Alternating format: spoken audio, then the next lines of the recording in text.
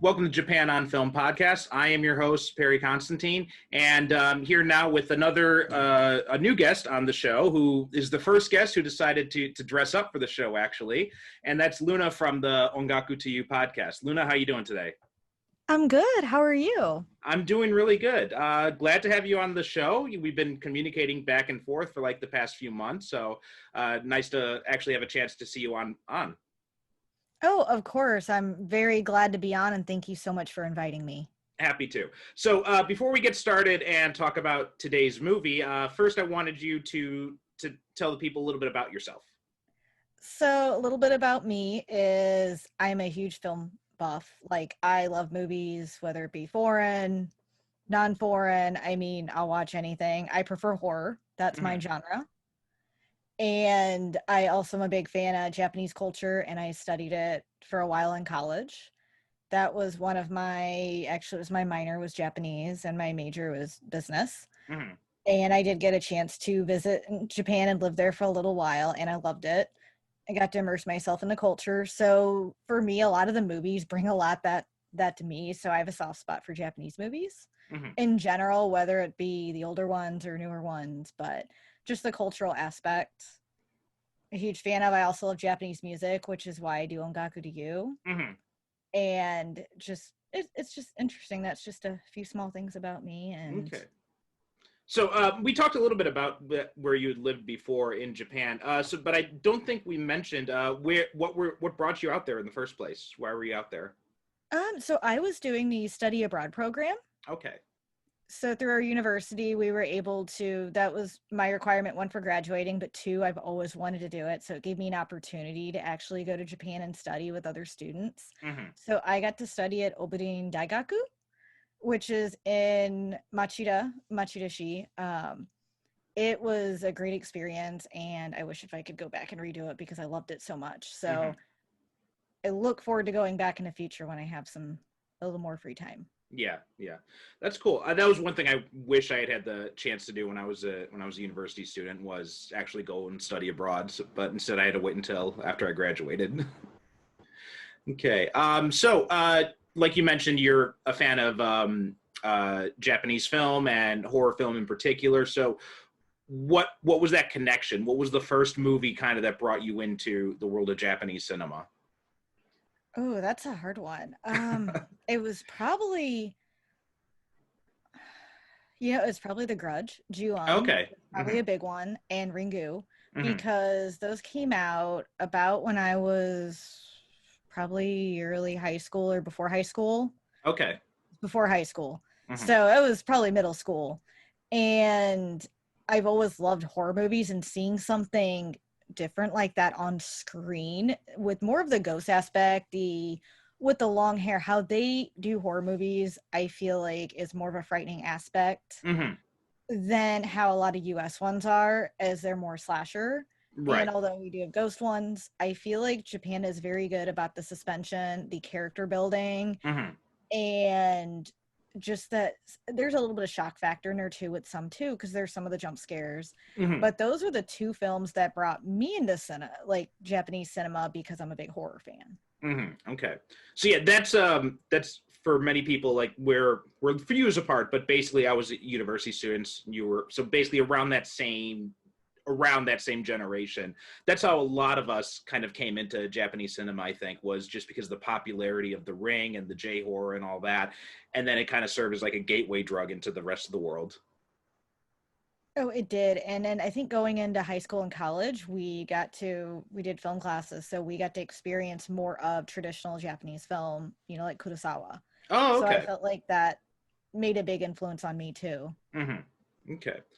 Yeah, and this film that we're talking about today, we're talking about Jigoku, which was came out in 1960, directed by Nobuo Nakagawa, and this was actually your first time watching this film, right? Yes, it was. So we bought the Criterion DVD years ago, and I've wanted to watch it for years. And so it's my husband's, and he's seen it, and he loves it, and this was like a big buildup for me, and it gave me a chance to actually say, we're watching this year. Yeah. I've got that experience where I've got tons of movies and DVDs that I've bought, but I haven't actually gotten around to watching yet.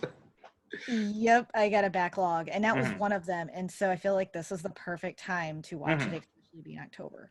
Yeah. Now, what have you heard of this movie before? Because this is actually kind of a this is an interesting movie because it wasn't really liked when it came out, but it's become a lot more popular in the decades since. So what do you think around the first time you started hearing about this movie? Was it from your husband? It was actually so, and also because we watched the movie House, Oh, okay, yeah. which is a huge favorite of mine. And he Hmm. was telling me, have you seen Jigoku? And I'm like, no. And he's like, you got to watch that because the depictions of hell Hmm. are fantastic. And he's like, I know House is batshit crazy, but Jigoku has a different aspect to it. And he's like, I think you'd like the different horror aspect that it displays. Yeah, yeah. So that's what I heard about it. And it got me interested in how they depict hell, especially in the 60s. Yeah, for me it was around that time when I was getting really into Japanese movies and Japanese horror in particular, and just doing research on some of the biggest movies that were mentioned, and Jigoku was one that just kept coming up. So I ended up buying the Criterion Collection and watching it, and yeah, it's a really interesting film. And in fact, it's interesting too when you read about it, because the production company ended up going out of business while the film was still being completed. So they had to do a lot of the actors actually had to do a lot of work themselves, like digging their own graves and stuff like that. Oh, wow. Yeah. That's Um, crazy. so what were your initial opinions watching this movie last night, especially after all the buildup? So it wasn't what I thought it was going to be, which was a good thing. So Hmm. one, I didn't expect it to be as graphic as it was. Hmm. The violence depicted near the end, when you see someone getting flayed, beheaded, all that, seeing that in hell, I'm thinking, oh my God, this is 1960. This is really graphic for a Japanese movie in 1960. Yeah. And that was one of my big thoughts. And also just the depiction of hell was very interesting. Seeing that perspective back then and how they thought of that kind of fascinated me, and how they did the movie in general. Because as I was watching it and how it builds up, this guy pretty much, is a passenger in a car with his friend and hits and kills someone. And you just see all these horrible things happen to this guy. So the whole time Hmm. I'm thinking, is this already his hell? I was thinking the same thing myself, because you also have that thing with his friend Tamura, who at the end of the movie, and I don't know if it's quite exactly. Oh, my wife's just running off to work, but I don't know if it's complete. I think it's left intentionally ambiguous, where you don't know if Tamura is actually a demon himself, or if he just thinks he's a demon, because he ends up getting punished by hell as well. So that was something that kind of stuck out to me, because there's that scene when Sachiko calls him a demon, and he says, "Yes, I'm the god of death," but then later you see him being tortured by hell as well. So that was something that I wondered about as too, and also just the what he goes through in that time, everything Shido goes through. You're right; it does kind of seem like one thing after another, right? First, they run this guy over. He agrees to keep quiet. He tells Yukiko, and then he's like, "Oh, we're gonna go. I have to go to the police station right now." And then she ends up dying in a car crash. And then he goes to visit his parents. His father's cheating on his mother. His mother's about to die, and just one thing after another after another. Oh yeah, and that's what made me think. And even before you got to them being punished in hell, I just kept thinking this is like his own personal hell. He's going Hmm. through all these horrible things. And then also Tamura just showing up after he falls in the bridge and in the water. Hmm. I know he didn't go splat, but still, you just kind of wonder, how did he get back up that cliff? Could he? That's why I thought maybe he's a demon. Maybe he's something of Shido's like other person, like a personality within him, like the demon within inside of him. too, and that's kind of what made me thought maybe it was Shido driving, but Tamura was like that demon inside of him. So it was just making me think after the movie was over. Mm-hmm. There's just so much going on, and just watching that happen and unfold was, for being from 1960 and how creative it was, and how I feel like I want to watch it again just Mm-hmm. because that grasp on what's going on with Shido, and just also the abrupt ending too. Yeah, yeah. The abrupt ending really had me curious about that too. Just what exactly that was supposed to mean, because it's frozen at. I'm looking at Wikipedia, which I didn't realize this when I was watching it, but the the moment frozen in time is 9 o'clock, which is the exact time that everybody at the party had died. Um, and he had and Ensai had completed the portrait of hell and set it on fire as well. And then you see that scene of Sachiko and Yukiko standing in the light calling out to Shido. So yeah, I was wondering too, was he able to get his daughter, or was that was that another kind of torture that was left for him? It's hard to say because it's never really makes sense why Sachiko or Yukiko would be in hell in the first place. Yeah, that's what I was kind of thinking too, was what sins did they commit Mm-hmm. to end up there? Like, what sin did Yukiko commit? Yeah. You know, and then what sin did Sachiko commit? And that was one of the things. They explained the other ones, like they explained Shido's father, they explained Sachiko's father or Mm-hmm. father, and they explain all that and why everyone but those two, and also why is the baby in hell. Yeah, yeah. Well, So they kind of explained that too, because they said it's like limbo, and it's for children who died before their parents. oh yeah, for them to come get them Right. or Yeah. meet them at the river. Exactly. Yeah. Yeah. And if they don't come to meet him at the river, then they end up getting taken down to hell, I guess, is kind of what was happening there. And also his mother, right? Obviously, she had the affair with Ensai that produced Sachiko and Shido in the first place. Yep. So that, explain while she was there, and you're kind of like, but the other two, it's kind of Mm-hmm. like, why were they there? But it was just left some questions, but I felt like it flowed very well together and kept you Mm-hmm. interested throughout the whole film, like really entwined in the whole story. One thing too, I was wondering about up until the reveal of Sachiko's that Sachiko was Ito's daughter is I was wondering if maybe in some way she was like an illegitimate child of Tamura's, or not Tamura, the professor Oh, Yajima, yes, Yojima. because there's obviously it's the same actress, right? It's both Sachiko and Yukiko are They played look by. identical. Well, it's the same actress. It's Oh Utaka yeah. Lucia. Yeah, she's playing them both, and there is the scene when Yukiko's mother Fumi, she says when she meets Sachiko, like she thinks Sachiko has come back to life, and so I thought that was interesting to make a point of that, and then you find out later that it's actually Sachiko's not related to Yukiko, but she's actually Shido's brother instead, or Shido's sister. I mean. Yeah, it was just that reveal. When you hear that, you're just like, and when you saw them together, so maybe in a way that was Mhm. her sin for liking Shido, Yeah. but she didn't know at the same time. Right. So that was the kind of interesting reveal when they reveal that, and just the Mhm. expressions like what happened, and the mother says, explains everything. It also explains because Ensai's got this whole thing where he's he doesn't seem like a bad character at all, right? There's the forged painting he did, obviously, but other than that, he seems to be pretty much one of the, if not the only, other than Sachiko, he seems to be the only moral person in Tenjoen. Yeah, I mean, he was drinking, but that's, given his circumstances, Mm-hmm. that's it. Other than that, he was just doing the painting, and you don't really hear too much about him. Like, he was just trying to do what was best. Right. Yeah. Yeah. So, that stood out to me watching it up until, so then it made more sense when we got to the reveal. And I thought, and because I was wondering why they were making such a point of demonizing Shido's father, and then you find out it's because he wasn't actually his father. So I thought that was one thing that kind of bugged me a little bit, because I do agree that the depictions of hell are really cool, especially considering the budget this film had and how they ran out of money while they were making the film. But they do a good job with what little they have, and just some of the effects, some of the depictions are almost hauntingly beautiful in a way.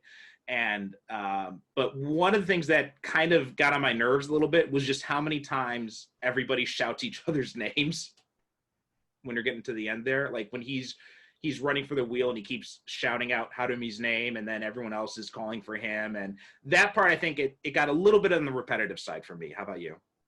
It did for me, and it kind of reminded me of anime a little bit, just Mm-hmm. because there's a couple that do that, and that was my first thought was they're doing a Fushigi Yugi, but and it was one of my grating on the nerves too, is when they just call each other's names and it goes nowhere and they keep doing it over and over. Yeah, like the scene when he's especially at the end when he's on the wheel and he just keeps calling out for Harumi, and he's not moving, he's not trying to get or anything. Yep, he's not really going anywhere. He's still like directly across from her, and you just Mhm. kind of see that, and and he's yelling her name like she's just gonna get up and walk over. Yeah, yeah.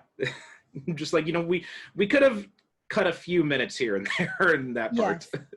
Yes. but but yeah, and Shin Toho was the studio name, and were known for making uh low budget gory films. And this was and they had, for the hell scenes, they used the largest soundstage they had. And everybody in the crew was helping. Like all the extras were pitching in. And they just put dirt over the ground and then added all the other stuff on top. But yeah, this film is it's really interesting in that how minimalist it is. Like there's not a lot of like I think the closest we ever get to some big expansive scenery is that scene on the bridge. Other than that, everything is very, very self-contained, and just like, which also kind of works because it does kind of have this claustrophobic feel in a way too. Yeah, it does. If you think about it, each scene takes place in a small area, like Yukiko's house, the car, Mm-hmm. also Shido's parents' house, when Mm-hmm. he goes to visit them, it all takes place in that. And then you get to the bridge where that big, where he confronts the Yoko. Yeah. The That was interesting, just seeing the drop and everything. And the bridge kind of creeped me out because I'm not afraid of falling or anything, which is Mm-hmm. weird. But just seeing that and looking at that drop and knowing there's water down there, there's cliffs, Mm-hmm. and also how the screen tilts Yeah. when he's Yeah. on that bridge. That kind of, I'm like, if you saw this in theaters and you get queasy, I can't imagine seeing that in theaters. It's just an interesting feel because it's dizzying. Yes. And Yeah. you kind of wonder if that's what he was going through as he was crossing the bridge, because it's one of those I barely even saw the rails because it was one of those what are they called, like drawstring bridges, Rope bridge. rope bridges. So Yeah. you barely even see the rope. So when he's first walking on it, I'm like, oh my god, where's the rope? Yes. Yeah. I also notice here that just looking on a depiction, Buddhist hell, because they mentioned that there are eight levels of hell in the Buddhist version of hell. There's the reviving hell, the hell of black rope, the crushing hell, the screaming hell, the hell of great screaming, the burning hell, the great burning hell, and the hell of unending suffering. So I thought it was the rope bridge. I thought was kind of interesting, especially when we were talking before about how it seems like he's already in hell throughout the entire movie. That's true, because if you think about it, if those were all layers that he was going through each time before he got to the final layer, Mm-hmm. I mean, that would make sense, especially when Yoko takes that dive down there and you just hear her screaming. Yeah, yeah, and also there's uh, the reviving hell, and maybe in some way that could be, you could interpret that as him leaving Tokyo and going back to his hometown. Yeah, kind of reviving himself, trying, so I never thought of it like that when they mentioned the 8 layers of hell, but Mm-hmm. that makes perfect sense. Yeah, yeah, and I'm just looking, just kind of briefly looking over some of the stuff here. There is something too on here about. Oh no, I was reading something. I was reading it differently. It said like there was a subtitle "Hell on Earth," and I thought maybe that might play into it. But it's just about depictions of hell in art in this article I'm looking at. But yeah, there's also the whole idea of a bridge, right? Like being a crossing over from one version to the next. The next. And also, well, we also that going along with that too. There's the train part too, right? Because the train takes him to Tenjoen. Yep. So yeah, I think way that could have been his crossover, and you kind of wonder at what point he died, and everything started just going downward. Right. Yeah. Yeah. I mean, it could also mean he could have died in the car crash. Then that could have been the moment when he died. Yeah. Yeah. I mean, it's just very interesting just how that happened. You know, when he's originally in the house, you know, gonna proposing to Yukiko, and then Tamura comes in and you just see he makes the comment about all the clock stopping. So you kind of wonder, it's like 9 p.m. If I'm correct, it stopped at. Yeah. And so I wonder that's the time he died. You know, you think is that the time he actually died. And died his demon. Well, yeah, true. And also Tamura, when you're talking about that, it made me think of something else, is that Tamura knows everybody's dark secrets. Right, when he comes in and during that celebration party, he reveals what everyone's secrets are. Right, he knows that Yajima had stolen the last drop of water from another soldier when he was stationed in Malaysia. He knows about the newspaper reporter who wrote the article that was fake, then someone killed themselves over. He knows about the dirty cop. He knows what everyone's been up to. And there doesn't seem to be any reason for him to know that. So that also does kind of play into it. Yeah, because he knows that right off the bat when he comes in that room and he puts that photo down, and you're kind of like wondering what's going on. And I didn't think of it until the end when he really starts revealing everyone's secrets. And you're like, how does he know this about everyone? There's no possible way unless. And it also... And that can be read two different ways, right? Like it could be read as him being a demon of some kind, just like, you know, the movie tells us at one point he is.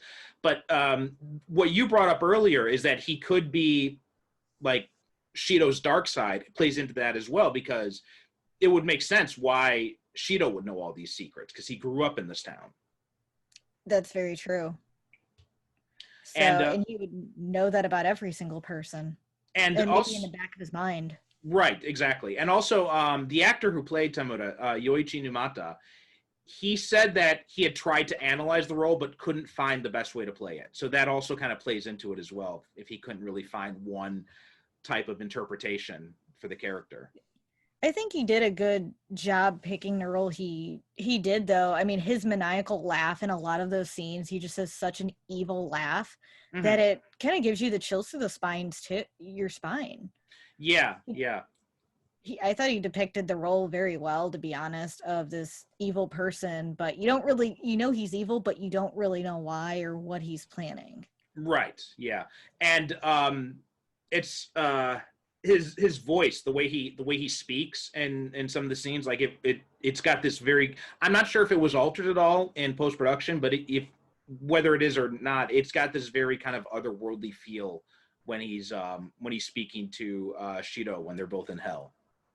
He does, and it just kind of, I don't know if they enhanced it or if it's his actual voice, but you kind of wonder because it sounds different from when he spoke to him before they got to hell. Yes, exactly.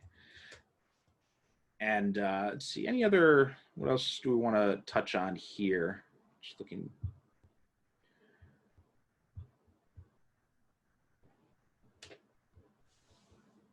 So are there any sections of the hell scene that really kind of jumped out at you more than the others? I know you mentioned the flaying scene, but is there anything else that really kind of jumped out at you? Also, when they had and I know there were all the extras, but when all the people were together in hell, like you see all those different people kind of just getting up into hordes like that. That was kind of interesting, just seeing them all lumped together. It kind of reminded me of zombies a little bit. Yeah. Because that feeling, and you just see everyone who's dead who's stuck there in limbo or just in there for other reasons. That Hmm. was interesting how they just had that all set up and played that out. I also, the one thing was King Enma, if I'm Yeah. correct. Yes. So my first thought on him, just because I do like anime and I'm a huge Yu Yu Hakusho fan. First thing I thought of, oh my god, it's King Enma from King of Hell, and I thought his depiction, they had it spot on in Jigoku because Yu Yu Hakusho did the same thing. But I've Hmm. also seen statues of him, and just the depiction of King Enma when you see that, I thought that was very cool. Like the makeup and everything they did with that depiction was spot on. Yeah, I'm looking up some of the art of him now on Wikipedia, and yeah, they did a really good job, and it they did a really good job of making it feel like kind of otherworldly and just it like even despite the budget on this movie, this is a movie that doesn't really feel cheap at any time. They do a really good job of working with. I think maybe the only time that I felt that the effects didn't quite work were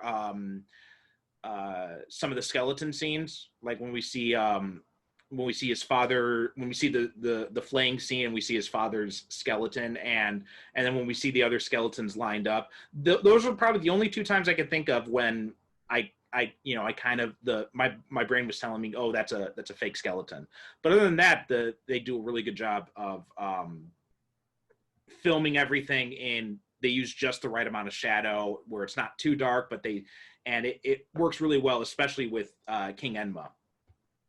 Oh yeah, and some of just like you said with otherworldly is just the flashes and how Mm-hmm. the transitions are from scene to scene make it fit very well, and how everything flows.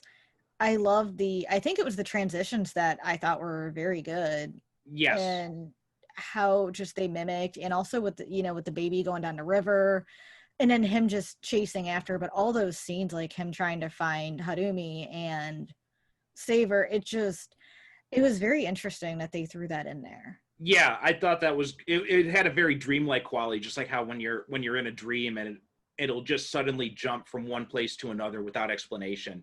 And the movie does that a lot too. That really kind of plays into that kind of it really gives you that same kind of feeling. Yeah, it does. I'm trying to think. One of the other ones that really stuck out was, and this wasn't really in hell, but it was in the bridge where Yoko just fell. Hmm. And that one stuck out just because, I mean, you just see her fall and you hit one part of the cliff and then the next Hmm. part of the cliff. And that shocked me just because of like you said, it wasn't a big budget, and just being able to do that. And I know it's a dummy, you can tell, but at Yeah. the same time, just seeing that fall was surprising. I Hmm. didn't expect that, to be honest. There's also when you mentioned Yoko, it reminded me of something else that stood out to me watching the movie. Is that the way she's dressed, the colors, the white and red, which it because white, as you probably know, it does have significance as being a color of death, and which is why you see so many ghosts in Japanese movies are very pale, dressed in white type of thing, and why you'll find like you'll see like white flowers at funerals and that kind of thing.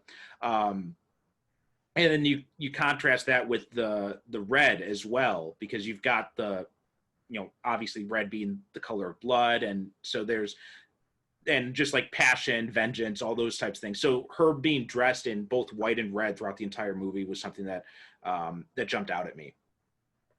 And I didn't even think about that. I kind of thought there was some significance because she really did stand out with her colors. Yeah. And I was trying to pinpoint that, and I had a feeling the white had something to do with death just because what she represented, but I didn't even think of the red with the vengeance, and that makes perfect sense why she stood out in the way she did. Yeah, yeah. And oh, something else that I just remembered, and which does go to the theory that maybe he's been in hell this whole time, is the opening of the movie is we see a coffin being burned, right? And I don't know if we had I don't remember if we had gotten a really good look at the person in the coffin, but that would also go to explain it. Like maybe he's been dead this whole time then. Yeah, I didn't even think about that. I wondered what the significance was at the beginning because you do see the coffin, but you can't Mm. tell. I couldn't tell. Is that I'd have to rewind it and go in slow mo. Yeah, yeah. But I never thought of that, and I kind of thought maybe it was like a friend or a relative of his he was burying, and it was like a Mhm. tragic accident. But then as the movie goes on, I started to doubt myself in general. Just I'm like, is he dead? And I'm starting to I'm starting to buy in. The more I'm thinking about it, the more I'm starting to buy into this idea, because and it does kind of connect with everything else, because we do see Tamura is the one driving the car, but this may be him, like, this could be the first level, the reviving hell, which is like Mhm. he's reliving his crimes. That's very true. He could be, yeah, reliving the worst parts of his life. Right, kind of reliving these crimes, and also I did like the irony in the name of his hometown being the Heavenly Gardens. Like that was something, before they even said it in the subtitles, that just watching the movie, and I recognized the kanji on the sign. I'm like, wait a minute, that's Heaven's Garden, isn't it? And double check, looked it up, and yeah. So I thought that little the irony of that was not lost on me. Yeah, and I didn't even think about that because, going to his hometown, that would be like a good that would be a transition. Hmm. Like a Yeah. false, I guess you could say not false hell, but in a way, I'm trying to think like a false heaven Hmm. too, He And thinks he's going home and just relives those memories down there. right, and it also explains why he keeps seeing Tamura flash back and forth. Like there's the scene when he's talking to Sachiko on the train tracks, and then he sees Tamura on the train tracks, or when he's in the taxi with Yukiko, and right before it crashes, he imagines Tamura is driving the taxi. Yep, that totally makes sense in that. Like maybe Tamura is also guiding him toward hell in a Hmm. way. I guess he could be like a guide, like a demon guide, just showing him of his deeds and helping him remember everything. Right, like part guide, part like his own guilt, Yeah, his own dark side, yeah, and yeah, I thought those were pretty interesting. And just the way that a lot, because even though this is like the Buddhist concept of hell, it's still a very universal version of hell, I thought. You know what I mean? I do because I think a lot of us perceive hell like that. We perceive it as people being tortured for their sins, Hmm. being burned alive, being flayed, like all the horrible things happening. Right. And I think that's how every religion perceives hell, or most perceive hell. I think Hmm. if you ask anyone what it is, that would be a great example. Or same with purgatory, then between.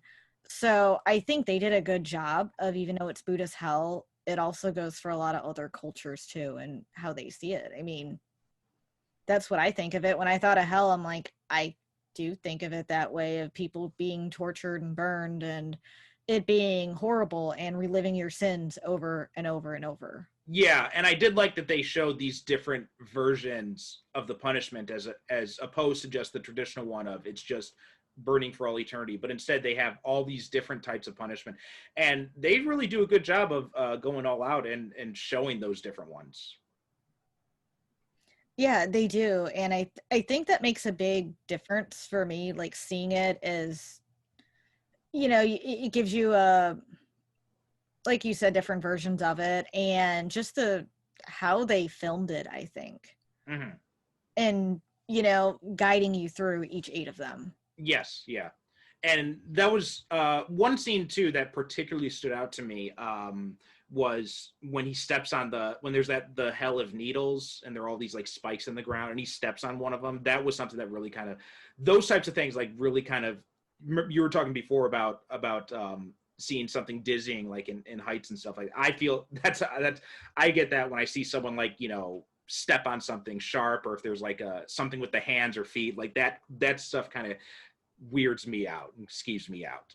Yeah, and also, it's like you kind of cringe because then it's something you can relate to too. Like imagine if you stepped on those needles Exactly. and you're just kind of sitting there like, you know, Yeah. oh my God, that could happen to me.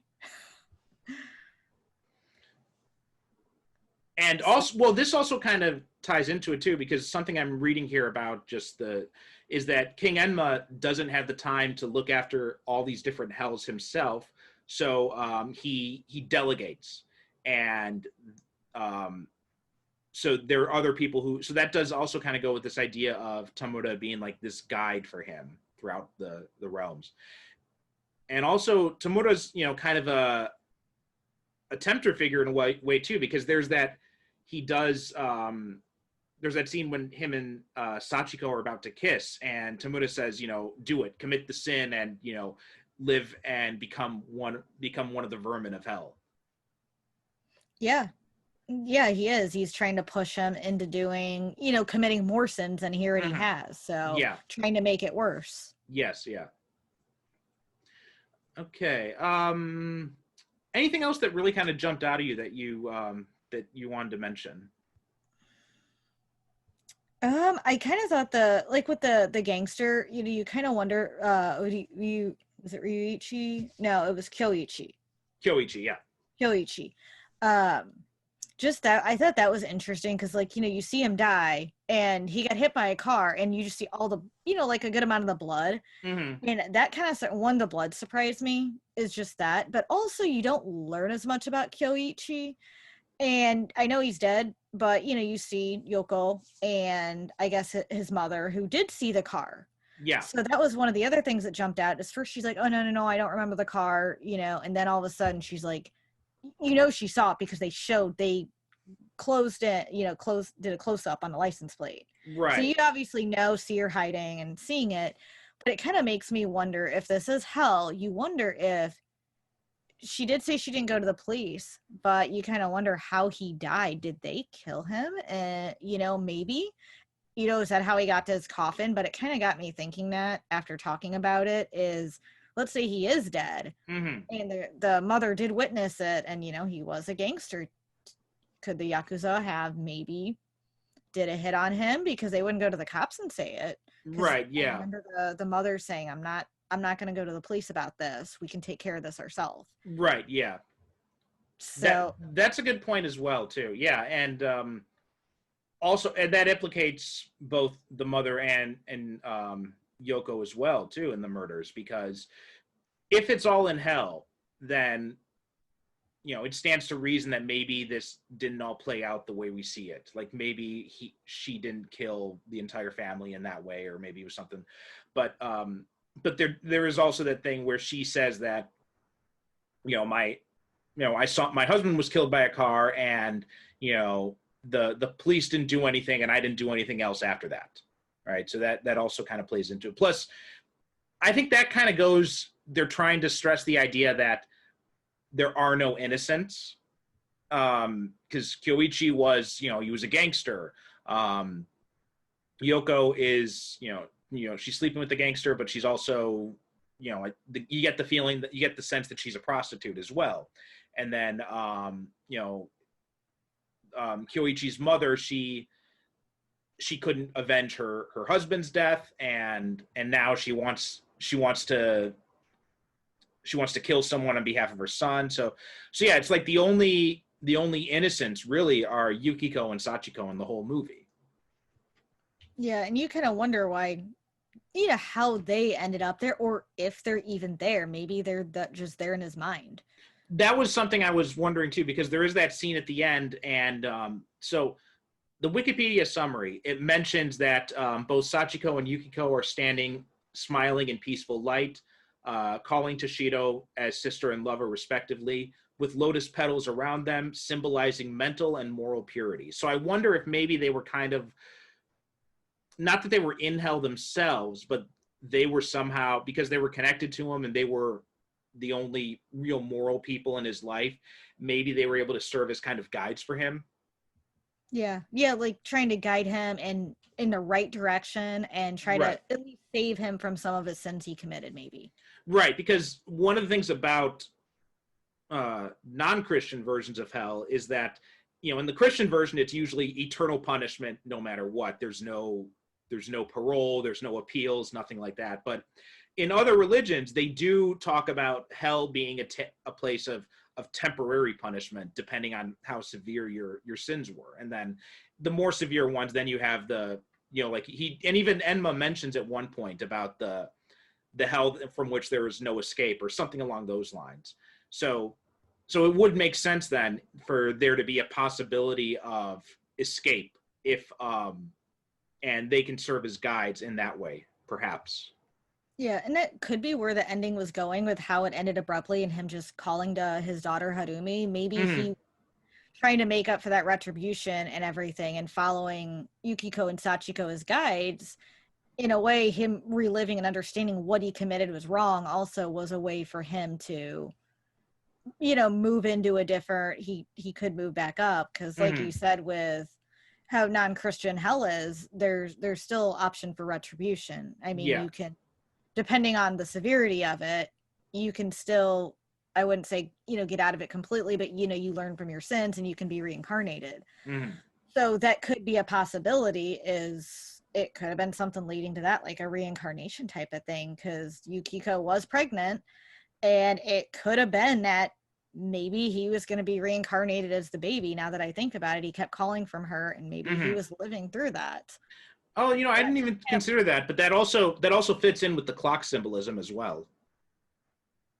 oh, the when it stopped. Well, yeah, and also when he's on the big wheel trying to Yeah, reach her, and the whole thing, because the wheel just keeps spinning, right? So like the whole idea of which is what the wheel of karma, right? What goes around yeah. comes around, and the wheel of reincarnation. So yeah, that would be that would fit as well too. Yeah, that just kind of came to mind as I thought about it more. And we kind of broke down what hell is for, the Mm-hmm. non-Christians, like, with Buddhism. I'm like, well, with reincarnation, it's still a possibility, even if you, depending on what you did. I mean, he could Mm-hmm. have been reincarnated, and try to live a better life. Mm-hmm. So, and they could have just been that guide to help him get there. And then while Tomoda was trying to help him get committed to eternal hell, where he can't come Right. back. Yeah.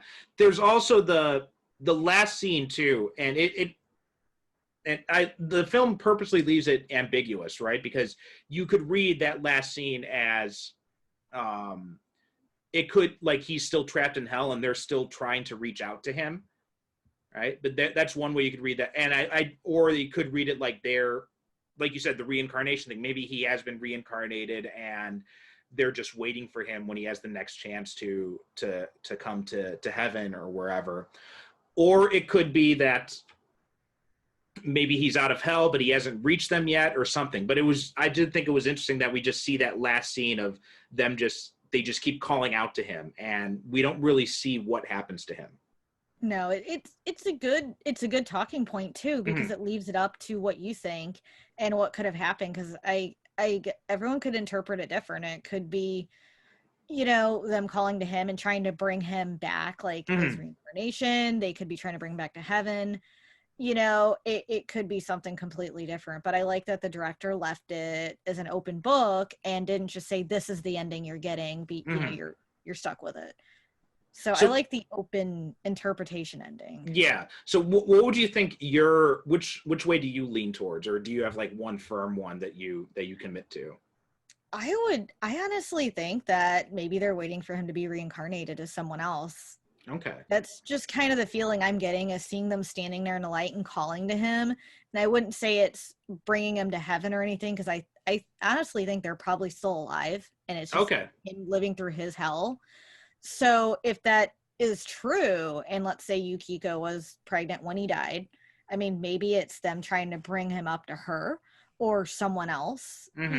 in a family. And so for me, I'm like, maybe they're trying to bring him up for reincarnation Okay. and That. trying to make him have, retribution for all the sins he committed and make him go Mhm. through that before he's reincarnated. I think for me the clock stopping and still just sticks out in my mind. And so while I do like that interpretation, I think I'm leaning more towards him being still trapped in hell, just Yeah. because of the way the clock stops and all that. That's just something that keeps coming back in my mind. But yeah, one of the nice things about this movie is that it gives you ample evidence for both sides of the interpretations. It does. And that makes sense too. Like I think you can make so many points that make sense with it, because the clock stopping, he could just be stuck there until it starts moving again. Right. Yeah. I like that it's an open book.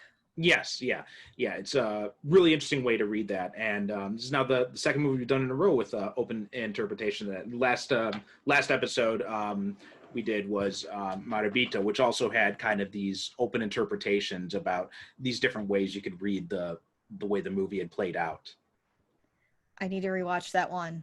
I Oh, have it on DVD. I've seen it, but it's been about 5 years, it was and I about remember clips of it. yeah, it was about almost 20 years from 15 almost 20 years for me since the last time I saw it, and yeah, rewatching it again, it there was a lot of stuff in there that I just completely forgot about, and I had a completely different view of it going back and watching it this last time.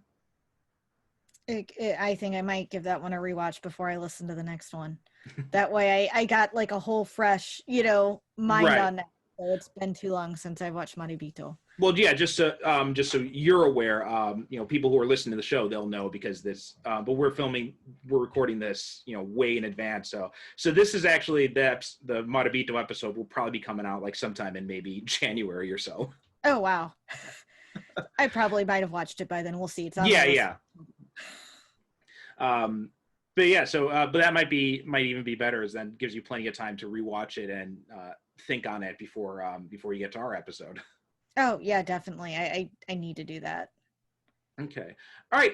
Now I know you mentioned that you were taking a bunch of notes while you were watching this. Is there anything else that you wrote down that we haven't discussed yet? Let's see. I covered most of it because a lot of the things that I had, one was the painting when you see Enrai. It is Enrai, right? Yeah. When he was doing a painting of hell, I just thought that was interesting because you see him just with the red and just splashing it on. And just seeing the colors pop. And also, I just kept thinking, like, just how he was painting it. It was just this weird, like, deja vu type of thing, I felt like, with the movie, as it felt like he's already seen it and it's already occurred. So as he was painting it, that's the feeling I got. And then when you see the painting go up in flames and you see the flames come from it, it just gives that big sense of, this is hell. But just watching him paint it was very interesting, and just see him flawlessly with that brush. Well, that's something else too, is there's also the possibility that maybe this is all just maybe Shido's hallucinating all this and is found before he dies too, and while he's he's laying near death and he's looking at the painting, and then when it ends it goes up in flames, and that's when the clock stops for him. That's when that could be too. Just because you see that painting and, as he's painting it, that kind of, I felt like it meant some significance. I just couldn't put my finger on what. Right. So, and it also wondered, when you see him painting it, I was like, why would someone want him to paint a picture of hell like that? Why would you want that hung up? I unless you're you're really into that stuff, but I don't see even that time period of someone wanting something like that in their house. Yeah. Well, he said it was for the temple, I believe. He did. And even for the, it kind of makes me wonder, for the temple, did he also have another portrait of heaven, or was he just doing one of hell? But it was kind of interesting. I would like to see that temple. I wish if they would have actually went into it. Yeah, there's also, it also calls back to an Nakagawa story that's called Hell Screen, and was made into a movie called Portrait of Hell as well. That movie is about an artist being commissioned to paint a picture of hell, and just kind of like, how just the very act of doing that just kind of has negative influences on the world that he's in and all that. That's a pretty good story, and that was an interesting movie too, Portrait of Hell. So you should track that down if you get the inkling. Yeah, I'm gonna have to look for that one to see if it's available here. I hope it is. Yeah.